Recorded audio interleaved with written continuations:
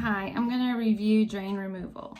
Drains are categorized as active or passive drains, meaning they either rely upon gravity or negative pressure suction. Examples of passive drains are the Penrose drain, the Foley catheter, the Word catheter, and the Malachite catheter. Active drains may be open, such as the Salem pump, or closed systems, such as the Jackson Pratt. One disadvantage of open systems is the potential for bacterial contamination of the tubing. Therefore, most surgeons prefer closed systems with negative pressure suction. The main goal of most drainage systems is to collect postoperative fluids and to prevent or minimize the risk of wound complications. I'm going to review the Jackson Pratt removal, most commonly referred to as a JP drain. First, you want to assure that the drain is ready for removal by reviewing the 24-hour output.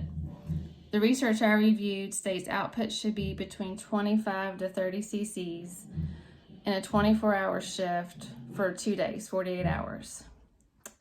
Then you want to gather your equipment, your gloves, your suture removal kit, and a sterile dressing with tape. You want to then explain the procedure to the patient, perform standard precautions, and follow a clean technique to assemble your equipment. You want to position the patient for comfort, easy access to the drain you're going to remove, and provide privacy.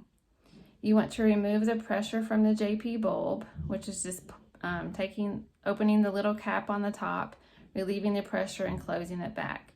You don't want to pull the JP drain with suction that increases the pressure in the cavity. You want to remove any outer dressing. Examine the insertion site before removing the sutures. You remove the sutures by cutting one side of the suture, which is usually a 2.0 vicryl suture. You want to instruct the patient on breathing techniques. Tell them to breathe in and breathe out, and on the third exhale, you're going to remove the drain.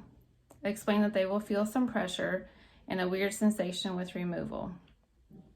You want to gently pull the drain in a fluid motion and then apply the sterile dressing over the insertion site. You would then inspect the tubing for any breakage and make sure the entire drain has been removed, and then discard the drain per hospital protocol.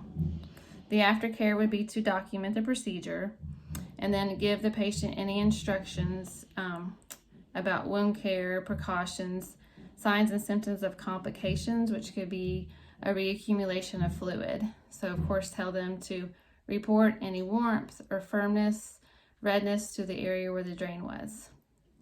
And that is all. Thank you.